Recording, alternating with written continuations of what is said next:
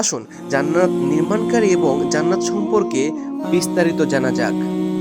আল্লাহ কুরআন মাজিদে ইরশাদ করেন যে জান্নাতীরা যখন জান্নাতে প্রবেশ করবে তখন তাদেরকে অভ্যর্থনা জ্ঞাপনকারী ফেরেশতা বলবে আসসালামু আলাইকুম বলে তাদেরকে অভ্যর্থনা জানাবে।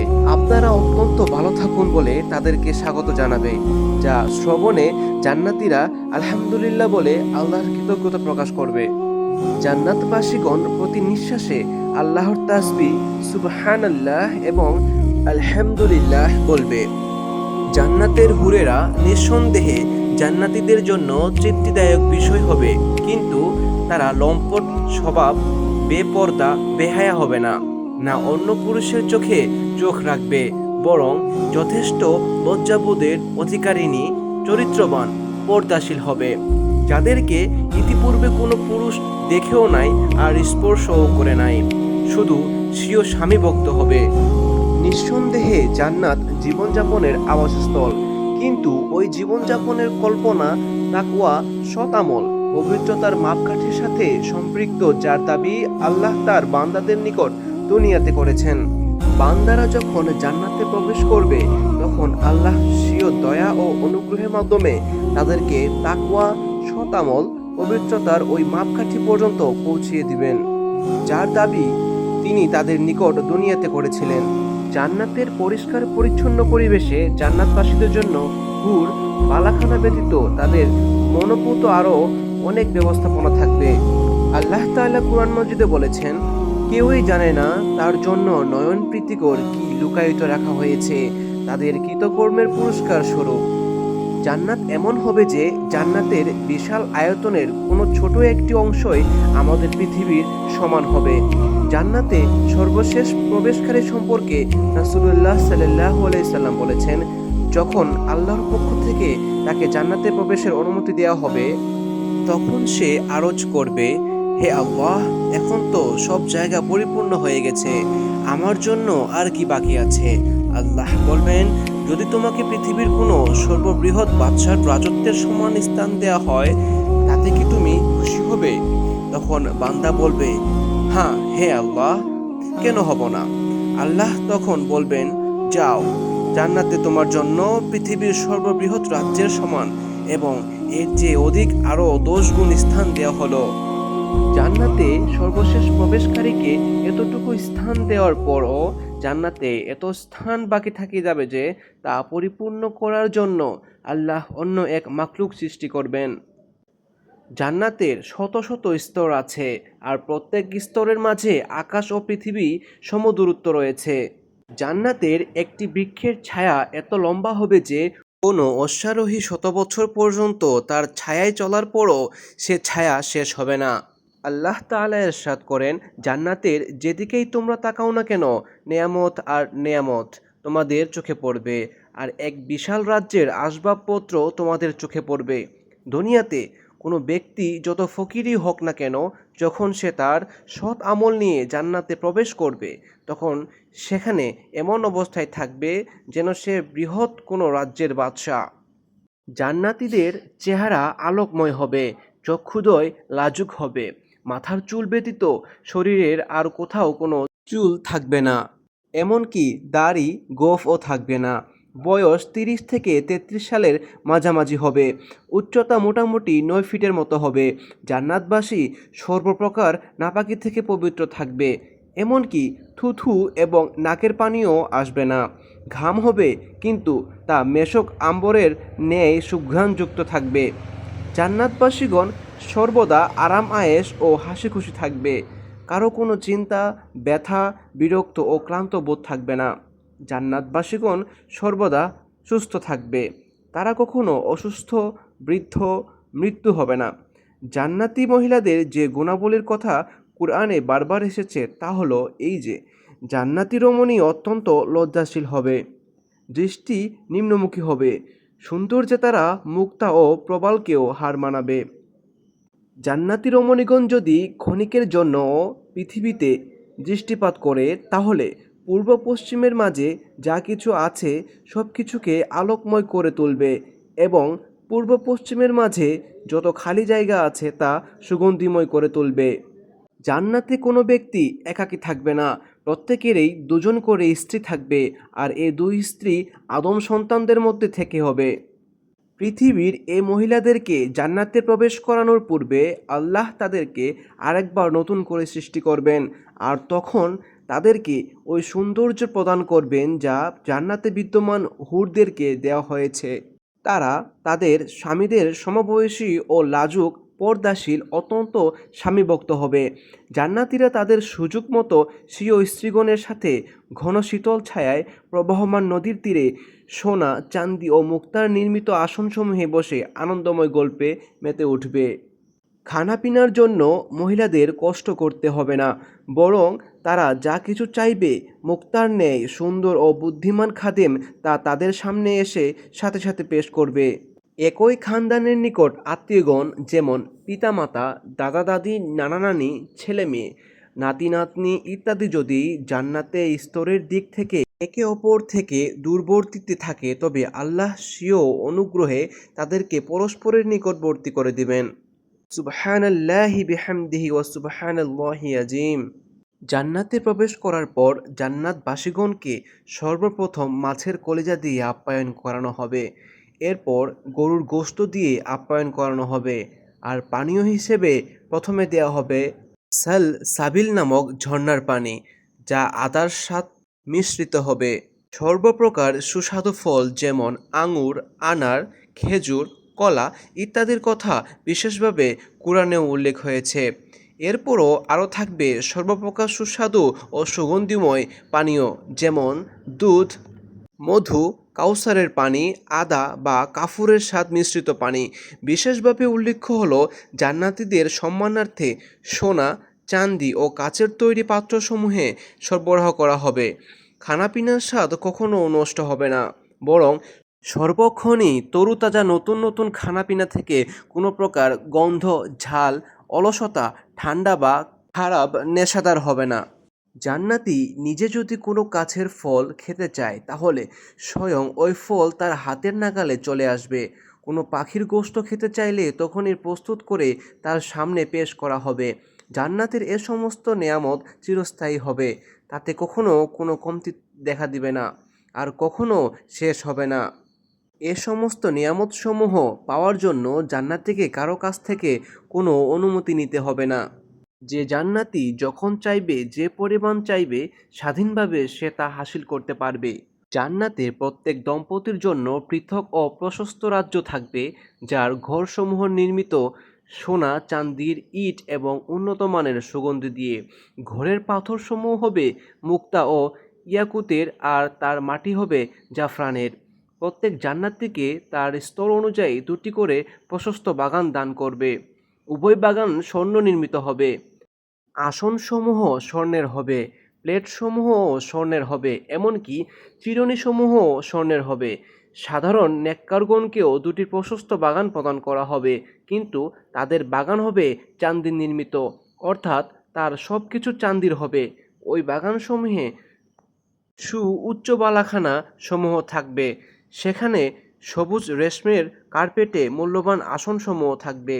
জান্নাতের নদীসমূহের মধ্যে প্রত্যেক নদীর একটি ছোট শাখা নদী প্রত্যেক ঘরে প্রবহমান থাকবে। ঘরের বিভিন্ন স্থানে আঙার ধানিকা থাকবে, যার মধ্য থেকে চন্দনের জাদুময় সুঘ্রাণ এসে সমস্ত বাড়ির ফাঁকা জায়গা সমূহকে সুগন্ধিময় করে দিবে। জান্নাতীদেরকে বর্তমান রেশমের চেয়ে কয়েক গুণ মূল্যবান রেশম দেয়া হবে পরিধান করার জন্য, যার ব্যবহার পৃথিবীতে তাদেরকে নিষেধ করা হয়েছিল। এ সুযোগও থাকবে যে জান্নাতে মহিলারা ব্যতীত পুরুষরাও সোনা চাঁদির অলংকার ব্যবহার করবে। উল্লেখ্য যে জান্নাতে ব্যবহৃত স্বর্ণ পৃথিবীর স্বর্ণের চেয়ে বহুগুণ উন্নত হবে। জান্নাতি মহিলাদেরকে এত সুন্দর ও হালকা পোশাক পরানো হবে যে কোনো কোনো সময় সতর আবরিত করে পোশাক পরিধান করা সত্ত্বেও তার পায়ের গোছর মজ্জা পর্যন্ত দেখা যাবে। মহিলাদের সাধারণ পোশাকও এত মূল্যবান হবে যে মাথার ওড়নাও পৃথিবী এবং পৃথিবীতে যা কিছু আছে তার চেয়েও মূল্যবান হবে। জান্নাতীদের পোশাক কখনো পুরাতন হবে না, কিন্তু তারা তাদের ইচ্ছামতো যখন খুশি তখন তা পরিবর্তন করতে পারবে। সূরা আল ইমরান আয়াত 15-তে বলা হয়েছে, যারা আল্লাহ ভীরু তাদের জন্য তাদের প্রতিপালকের নিকট জান্নাত রয়েছে, যার নিম্নে স্রোতস্বিনীসমূহ প্রবাহিত। তন্মধ্যে তারা সদা অবস্থান করবে এবং সেখানে পবিত্র সহধর্মিণীগণ এবং আল্লাহর সন্তুষ্টি রয়েছে। আল্লাহ জান্নাতীদেরকে লক্ষ্য করে বলবেন, হে জান্নাতীরা। জান্নাতীরা বলবে, হে আমার রব, আপনার নিকট আমরা উপস্থিত আছি, আর আপনার অনুসরণের মধ্যে রয়েছে সার্বিক কল্যাণ। আল্লাহ আবার বলবেন, এখন কি তোমরা সন্তুষ্ট হয়েছ? জান্নাতি বলবে, হে আমাদের প্রভু, আমরা কেন সন্তুষ্টি হব না? তুমি আমাদেরকে এমন এমন নেয়ামত দান করেছ যা তোমার সৃষ্টিজীবের মধ্যে কাউকে দেওনি। আল্লাহ বলবেন, আমি কি তোমাদেরকে ওই নিয়ামত দিব না যা এ সমস্ত নিয়ামত থেকে উত্তম? জান্নাতীরা বলবে, হে আমাদের প্রভু, সেটা কোন নিয়ামত যা এ সমস্ত নিয়ামত থেকে উত্তম? আল্লাহ বলবেন, আমি তোমাদেরকে আমার সন্তুষ্টির মাধ্যমে সম্মানিত করব। আজ থেকে আর কখনো আমি তোমাদের প্রতি অসন্তুষ্ট হব না। জান্নাতে ঘোড়ার বর্ণনা। এক ব্যক্তি রাসূলুল্লাহ সাল্লাল্লাহু আলাইহি ওয়াসাল্লামকে প্রশ্ন করেন, হে আল্লাহর রাসূল, জান্নাতে ঘোড়া আছে কি? তিনি বললেন, আল্লাহ তাআলা যদি তোমাকে জান্নাতে প্রবেশ করান এবং তুমি তাতে লাল পদ্ম রাগমণির ঘোড়ার পিঠে সাওয়ার হতে চাও, আর তুমি জান্নাতের যেদিকে যেতে ইচ্ছা করো সেদিকেই উড়িয়ে নিয়ে যাবে। আরেক ব্যক্তি প্রশ্ন করল, হে আল্লাহর রাসূল, জান্নাতে উটও আছে কি? তিনি তার স্বার্থীকে যে উত্তর দিয়েছিলেন, আল্লাহ তাআলা যদি তোমাকে জান্নাতে প্রবেশ করান, তাহলে তোমার মন যা চাবে এবং চোখে যা ভালো লাগবে সবই পাবে। জান্নাতীরা জান্নাতে গিয়ে নিজ নিজ আমলের পরিমাণ ও মর্যাদা অনুযায়ী সেখানে জায়গা পাবে। তারপর দুনিয়ার সময় অনুসারে জুমার দিন তাদেরকে তাদের রবের দর্শনের অনুমতি দেওয়া হবে এবং তারা তাদের রবকে দেখতে আসবে। জান্নাতের কোনো এক বাগানে তাদের সামনে মহান রব্বুল আলামিনের প্রকাশ ঘটবে। তাদের জন্য নূর, মণিমুক্তা ও সোনারূপা ইত্যাদির মিম্বারসমূহ রাখা হবে। তাদের মধ্যকার সবচাইতে নিম্নস্তরে জান্নাতীয় মিশক ও কর্পূরের স্তূপের উপর আসন গ্রহণ করবে। তবে সেখানে কেউ হীন নীচ হবে না। মিম্বারে আসীন ব্যক্তিগণকে তারা তাদের চাইতে শ্রেষ্ঠ বা উৎকৃষ্ট ভাববে না। হযরত আবু হুরায়রা রাদিয়াল্লাহু তাআলা আনহু বলেন, আমি প্রশ্ন করলাম, হে আল্লাহর রাসূল, আমি কি আমাদের রবকে দেখতে পাবো? তিনি বললেন, হ্যাঁ। সূর্য বা পূর্ণিমার চাঁদ দেখতে তোমাদের কি কোনো সন্দেহ হয়? আমরা বললাম, না। তিনি বললেন, ঠিক সেরকম তোমাদের রবের দেখাতেও কোনো সন্দেহ থাকবে না, আর সে মজলিসের প্রত্যেক লোক আল্লাহ তাআলার সাথে কথা বলবে। এমনকি তিনি একে একে তাদের নাম ধরে ডেকে বলবেন, হে অমুকের পুত্র, অমুক অমুক দিন তুমি এমন কথা বলেছিলে, মনে আছে কি? এভাবে তিনি তাকে দুনিয়ার কিছু নাফরমানি ও বিদ্রোহের কথা মনে করিয়ে দিবেন। লোকটি তখন বলবে, হে আমার রব, আপনি কি আমাকে মাফ করেননি? তিনি বলবেন, হ্যাঁ, আমার ক্ষমার বদৌলতেই তো তুমি এই জায়গাতে পৌঁছেছ। এই অবস্থায় হঠাৎ তাদের উপর এক খণ্ড মেঘ এসে তাদেরকে ছেয়ে ফেলবে এবং তা হতে তাদের উপর সুগন্ধ বৃষ্টি বর্ষিত হবে, যেরূপ সুগন্ধ তারা ইতিপূর্বে কখনো কিছুতে পায়নি। আমাদের রব বলবেন, উঠো, আমি তোমাদের সম্মানে যে মেহমানদারি প্রস্তুত করেছি সেদিকে অগ্রসর হও এবং যা কিছু পছন্দ হয় তা গ্রহণ করো। তখন আমরা একটি বাজারে এসে হাজির হব যা ফেরেশতারা ঘিরে রাখবে। সেখানে এরূপ পণ্য সামগ্রী থাকবে যা না কোনো চোখে দেখেছে, না কোনো কানে শুনেছে, না কখনো অন্তরে কল্পনায় ভেসেছে। আমরা সেখানে যা চাইব তাই তুলে দেওয়া হবে, তবে বেচাকেনা হবে না। আর সে বাজারের জান্নাতীরা একে অপরের সাথে দেখা করবে। উচ্চ মর্যাদা সম্পন্ন জান্নাতীর সামনে এগিয়ে তার চাইতে অল্প মর্যাদাবান জান্নাতীর সাথে দেখা করবে, তবে সেখানে তাদের মধ্যে উঁচু নিচু বলতে কিছু থাকবে না। তিনি তার পোশাক দেখে অস্থির হয়ে যাবেন। কথা শেষ হতে না হতেই তিনি মনে করতে থাকবেন যে তার গায়ে আগের চাইতে উত্তম পোশাক দেখা যাচ্ছে। আর এরূপ এজন্যই হবে যে সেখানে কারো দুঃখ, কষ্ট বা দুশ্চিন্তা স্পর্শ করবে না। তারপর আমরা নিজেদের স্থানে ফিরে আসব এবং নিজ নিজ স্ত্রীদের দেখা পাবো। তারা তখন বলবে, মারহাবা, স্বাগতম। কি ব্যাপার, যে রূপ সৌন্দর্য নিয়ে বিচ্ছিন্ন হয়েছিলে তার চাইতে উত্তম সৌন্দর্য নিয়ে ফিরে এসেছ। আমরা বলবো, আজ আমরা আমাদের আল্লাহ তাআলার সাথে মজলিসে বসেছিলাম, কাজেই এ পরিবর্তন সংঘটিত হয়েছে, আর এটাই ছিল স্বাভাবিক। আবু সাঈদ আল খুদরি রাদিয়াল্লাহু তাআলা আনহু হতে বর্ণিত, তিনি বলেন, রাসূলুল্লাহ সাল্লাল্লাহু আলাইহি ওয়াসাল্লাম বলেছেন, কোনো মুমিন লোক যদি জান্নাতে সন্তানের আকাঙ্ক্ষা করে তাহলে সঙ্গে সঙ্গে তার স্ত্রীর গর্ভধারণ করবে ও সন্তান প্রসব করবে এবং সন্তানটি হবে বয়সে যুবক। তার ইচ্ছা অনুযায়ী মুহূর্তের মধ্যেই এসব হয়ে যাবে। চলুন এবার জান্নাতের হুরদের কথা জানা যাক। জান্নাতে হুরদের সমবেত হওয়ার একটি জায়গা রয়েছে। তারা সেখানে এমন সুরেলা আওয়াজে গান গাইবে, যেমন আওয়াজ কোনো মাখলুক ইতিপূর্বে কখনো শুনেনি। তারা এই বলে গান গাইবে, আমরা তো চিরঙ্গিনী, আমাদের ধ্বংস নেই, আমরা তো আনন্দ উল্লাসের জন্যই, দুঃখ কষ্ট নেই আমাদের, আমরা চিরসন্তুষ্ট, আমরা কোনো অসন্তুষ্ট হব না। তাদের কতই না সৌভাগ্য যাদের জন্য আমরা এবং আমাদের জন্য যারা। রাসূলুল্লাহ সাল্লাল্লাহু আলাইহি ওয়াসাল্লাম বলেছেন, ৩ প্রকারের লোক কিয়ামতের দিন কস্তুরীর স্তূপের উপর আসন গ্রহণ করবে। পূর্ববর্তী ও পরবর্তীগণ তাদের এ মর্যাদার ঈর্ষা করবে। যে ব্যক্তি দিনরাত ৫ ওয়াক্ত নামাজের আজান দেয়, যে ব্যক্তি কোনো জাতির নেতৃত্ব করে আর তারা তার উপর সন্তুষ্টি থাকে, এবং যে গোলাম আল্লাহ তাআলার ও তার মনিবের হক আদায় করে। চলুন একটি অলীক কাহিনী, জিবরাইল আলাইহিস সালামের জান্নাত মাপার কাহিনী জানা যাক। লোকে মুখে একটি কাহিনী প্রসিদ্ধ আছে। একবার জিবরাইল আলাইহিস সালাম জান্নাত মেপে দেখার ইচ্ছা হলো। তিনি আল্লাহর কাছে অনুমতি চাইলেন। আল্লাহ অনুমতি দিলেন। জিবরিল আলাইহিস সালামের ডানা আসমান থেকে জমিন সমান। তো এই ডানা দিয়ে তিনি জান্নাত পরিমাপ করার জন্য উড়তে আরম্ভ করলেন। উড়তে উড়তে এক পর্যায়ে তিনি হাঁপিয়ে উঠলেন এবং তার ডানা ভেঙে গেল, অচল হয়ে গেল। তিনি থেমে গেলেন। তখন আল্লাহ বললেন, হে জিবরিল, তুমি তো এখনও জান্নাতের এক খুঁটি বা চৌখাট থেকে আরেক খুঁটি পর্যন্ত পৌঁছাতে পারোনি। কেউ কেউ এভাবেও বলে, জিবরিল আলাইহিসসালাম অনুমতি চাইলে আল্লাহ অনুমতি দিলেন।